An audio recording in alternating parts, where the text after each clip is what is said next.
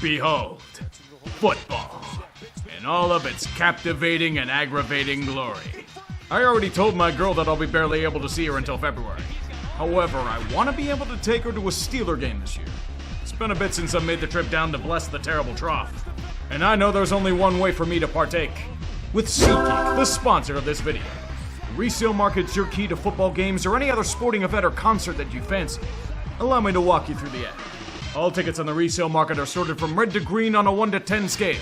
Green both defining a good deal and how optimistic Packers fans are right now for obvious reasons. It offers you a view from where you'll be sitting, and all tickets are verified for authenticity. As much of a slam dunk as the Micah Parsons trade for Green Bay. Don't worry, Dallas, you can use the promo code TREE to save $20 off your first order. Maybe SeatGeek can run the Cowboys too. Probably do a much better job in player negotiations. Although that isn't hard, to be fair. Did I say something about Dallas? Oh no, everything is fine, nothing is ruined. Fanbase certainly hasn't crashed out George Pickens style. Absolutely not because of a saga involving Micah Parsons. You heard Jerry boy, they need to be able to stop the run. The fans that are about to hang him outside the stadium. I feel bad for Kenny Clark. That man's become as much of a patsy as Lee Harvey Oswald said he was. David Mulligetta pulled his pants down and shot in his desk King of the Hill style. All Jerry had to do was extend him last year. Fan morale's brutal right now, but look on the bright side, this team could be anything. They could even get their asses kicked by Green Bay yet again. A puppet coach for a puppet team. Very fitting indeed. The potential last ride of the Daboll and Shane regime. For every positive stride from their elite defensive line to attempts to shore up a god-awful secondary, there are lingering concerns. Does Evan Neal have a role in this offensive line? Is there another receiver that can produce besides Malik Neighbors? And what happens at quarterback? The instantly regrettable Danny Derp's experience has mercifully ended. Giants fans, prepare yourself for more insufferable Carlton Banks. Russell Wilson and his ageless moonballs take the reign to start. Trying to get Aaron Rodgers was a bust, but they're hoping Jackson Dart won't be. He'll probably be playing by week 8 if the season spirals into a death pit. Or when Daboll and Shane are flung about a foot like John Mara to a garbage can. If you're competing for a tank bowl, can you at least play Famous Jameis for a bit? The memes would be legendary. There's no need to talk about Cam Scatterbo, that dude's a legend already. The rest of the East Coast cringes in disgust. A drunken eagle perches above the league lording over us all once again. I personally would rather bathe myself in acid, or get tush-pushed off a ledge. I appreciate that it's still legal. It's the absolute correct move to make. So is bringing back Zach Vaughn and Saquon long-term. They did lose significant talent as most Super Bowl winners do, but they kept the big pieces. Now new challenges emerge from the distance. Mostly in the injuries to Landon Dickerson and A.J. Brown, but they should be back soon enough. All we shall be privy to are the relentless crooning of Eagles fans about Jalen Hurts. For the last time, he's not in the Mahomes or Lamar echelon. Stop saying he is! Regardless of success, they're an enigma. Honestly, a lot like Nick Sirianni. Dude just got a nice extension and nobody knows if he's even good at coaching. This man will forever be known as a Super Bowl champion. Kill me now, please. Post-Dan Snyder Boone has been more than fruitful for Washington. Giving him a big fat fuck you is the priority. And what's the best way to do that? Succeeding in all organizational facets. They have their second coming of RG3 with Jaden Daniels. He's not only a rookie sensation, he hasn't been ruined yet by injuries and incompetence. Their veteran acquisitions like Bobby Wagner have been huge assets. And they've been added to with a chorus of Pro Bowlers and legends alike. Deebo Samuel at receiver, Laramie Tunsil for the blind side, hell, bring in Von Miller as edge rusher depth. Terry McLaurin's been holding out for a final payday. He'll get what he desires in the end. Sorry, Steelers, you aren't getting it. In an age where a new stadium awaits on the old RFK grounds, they'll look to surprise once again. Ja'Cory Krosky Merritt style. He made Brian Robinson obsolete in one preseason. Most impressive stuff. Yet the most popular pick for regression offers one dilemma, though. $15 million a year for Javon Kinlaw? The vocal minority of Bears fans have been screaming that they're gonna finally emerge as a legitimate foe in the AFC North for about 4 years now. I got fooled last year too, it's okay. Mental illness is something that can't be bottled in. You have to embrace it at the end of the day. Madness rivaling Ben Johnson's offensive style.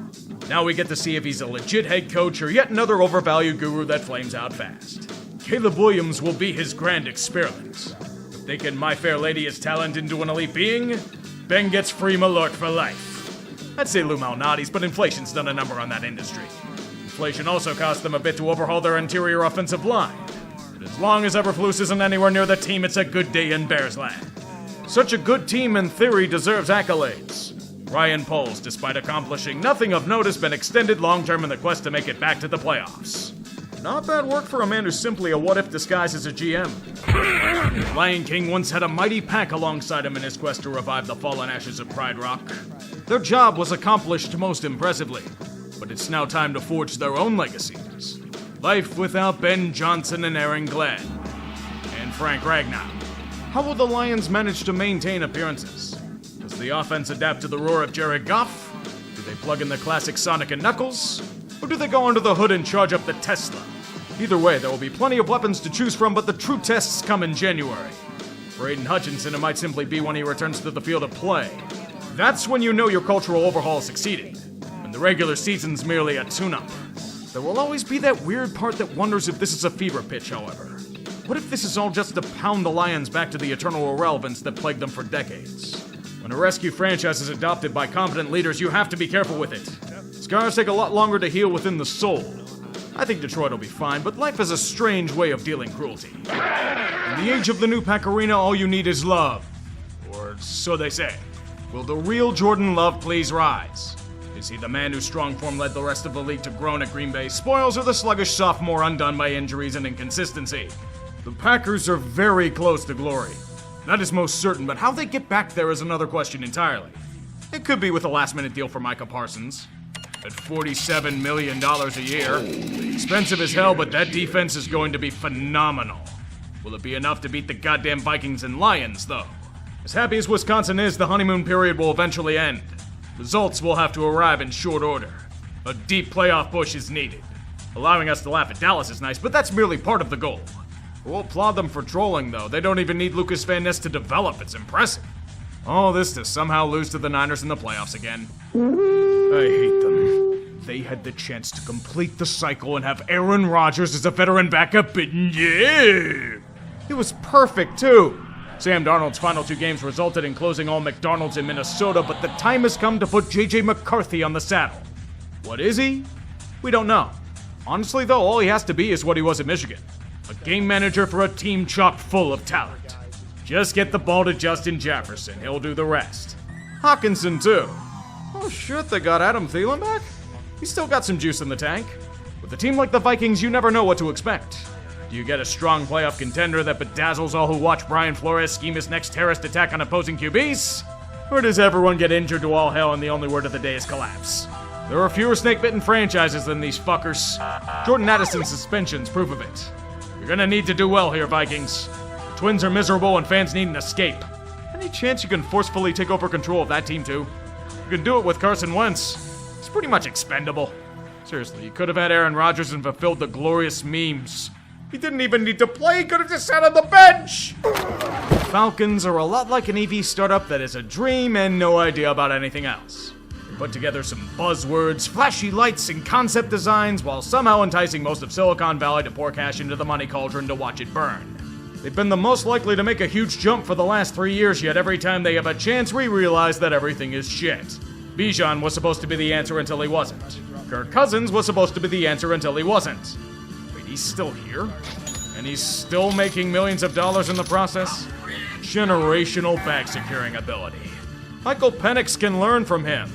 It's now his time to slap defenses silly. With Bijan and Drake London and the off chance the Kyle Pitts lives up to his potential, there's hope to win this division. Until you get to the huge questions of the team. Offensive line's a concern. And even more so now with Caleb McGarry out for the year. 2 rookie edge rushers taking over the reins to fill a dire, dire need. They need those first-rounders to come out blazing. If not, that first-round pick they're sending to the Rams will be very salivating. I keep telling myself, don't fall for the trap again. Atlanta's gonna choke every chance they have away as always. Go with the safe bet with the Bucs and enjoy the ride. Yeah, I'll buy the dip on this franchise yet again. Carolina was a tale of 2 teams last year.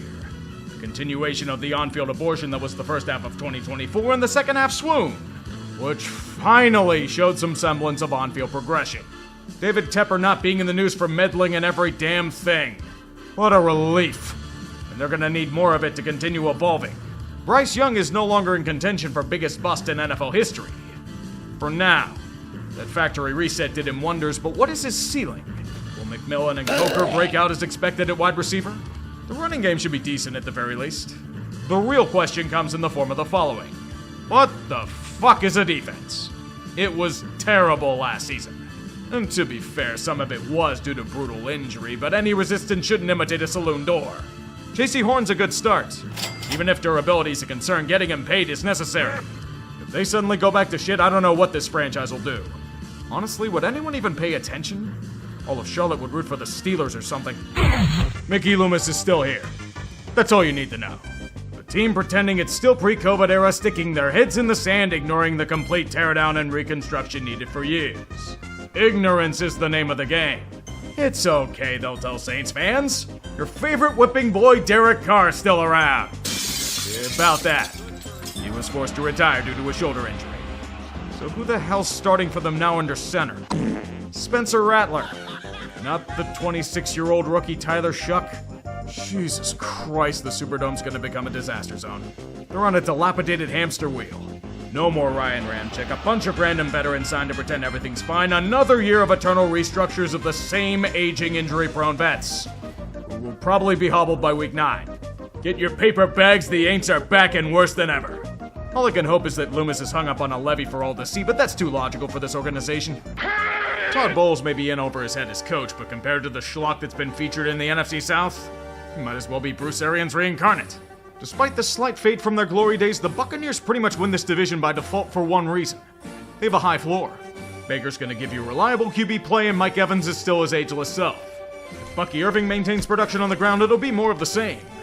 If they get Tristan Wirfs back in short order, and if their secondary doesn't get absolutely ravaged by injury again. We all know that Vita Vea and Levante David will wreck shit, but what will it take to assert as the elite of the NFC? That's the real quandary. They're good, but are they good enough? The guy who may hold them back the most is the one running the show on the sidelines. Last chance, Kyler. You've been the biggest cock tease in football for years. The Cardinals have catered everything to your liking through several regimes, yet when the time came to repay them, you throw a bad pick into double coverage. That huge contract isn't out after this season if things go south. Those offensive weapons will have to be put to good use. And there are some really good ones here after all. Where the hell do you think they broke the bank for Trey McBride? Plus, the defense has been bolstered, especially with Josh Sweat and the return of the ageless Calais Campbell. Can you really trust them, though? They have upside, but how much? There are fewer teams whose fortunes depend on the success of one man. Honestly, Arizona's a lot like Kyler. A massive cock tease. As forgotten in the grand scheme as remembering Buda Baker still here after years of trade requests. I'd say baseball may be a viable choice if this year's a dud, but I doubt the A's are accepting applications. Fuck them critics. The mantra of the Rams since the exodus of most of their vets. As the likes of Cooper Kupp are told their services are no longer needed, the new wave of Kyron Williams and Puka Nacua shall overtake the love and adulation of the fanbase. Plus, there's Devontae Adams now. That may be a big piece to pick up for the receiving game as well. Like Matthew Stafford's health, you never know what to expect from these boys. If he manages to stay healthy, you can't look past them. Even for their young, unproven defense and suspect secondary, they know how to plug and play different parts to optimal effect. But it all depends on Stafford. If he's hurt, Jimmy Jesus rises on the third day. This season's gonna go two ways. The Rams will either struggle out the gate to start and then surge on the back of a returning Stafford in their solid roster development, or just beat the shit out of everyone to claim the NFC West. No exceptions. Sleep on them if you dare. I'll probably look past them and get burned in the process. I tend not to learn. It's a year after everyone and their mother got destroyed by injuries. That means things have to be better off, right? If that's the case, I wouldn't look at the sheer level of attrition that occurred at nearly every position. That defense was savaged by the cap gods. They had no choice in order to get Brock Purdy his bounty. Arguments on if he's a Shanahan merchant will fire on deep into the night. Maybe Brendan Ayuk will manage to live up to his contract. Eventually. Maybe Christian McCaffrey's Achilles tendons won't be made of Laffy Taffy. Brian Robinson's here just in case they are. Even then, it's not a truly fucked situation. The Niners have one of the easiest schedules in football. Their immense talent will be returning to health in time. Nobody else has really stepped forward to claim the NFC West mantle as of yet. You learn to respect the elite when people move on to the sexier items. Or everyone just dies and Kyle Shanahan's the most cursed coach of all time. The receiver core's pretty much already there. I think the Rams are involved in some way. What is Seattle? showed some semblance of movement after the lifeless end of Pete Carroll, but is it the right kind? Their offseason was baffling, to say the least. The age of Geno Smith has prematurely come to an end. He's decent, but not going to get them to the promised land. You know who will? Probably not Sam Darnold. But he's a decent stopgap and is the ultimate dad fib. Hey, remember what happened the last time they splurged on this kind of QB? Russell Wilson came out of nowhere and they got extremely lucky. Why can't it happen with Jalen Milroe? Oh, fucking hell. The Seahawks had to pay the price of Tyler Lockett to have it happen. They got a souvenir to Marcus Lawrence and Cooper Kupp out of the machine, so minor consolation. Mike McDonald's machine will need to come into its own. The mid-card franchises are always ones that seek to rise higher than their rank. If things break right, perhaps getting their asses beat in the wildcard's a realistic possibility. Considering the last few years for them, they'll take it. The NFC has become the Wild West circa 19th century. It's a domain where nearly anyone can stake a claim to greatness. Well, most teams. However, the Eagles won't be the only team near the top of the food chain. They'll just win the NFC East again. Yes, I'm bucking divisional trends, fuck you. But the NFC North is extremely hard to gauge. You can argue for each team and it'll make sense. But for this year, I'm once again choosing Detroit. They're both for sustainability. The NFC South. Should I fall for the Atlanta bait yet again? Nah, I'll just pick Tampa Bay and somehow lose that bet too. But for the NFC West, I think the 49ers get it back. They have to with that easy schedule and everyone coming back to health, right? Yet the wild cards. I can think of at least 6 or 7 teams with a logical case. I'm gonna get some flack, but I'm choosing the Vikings, Rams, and Packers. I wish you could add 2 more teams to this list, but that's just life. The NFC is also life. Football shall begin again in a few days. The madness will soon commence. Prepare accordingly. Antonio Gibson, number 4, back deep. And this ball's coming out. There's your speed depth. There he goes. Oh, there he goes.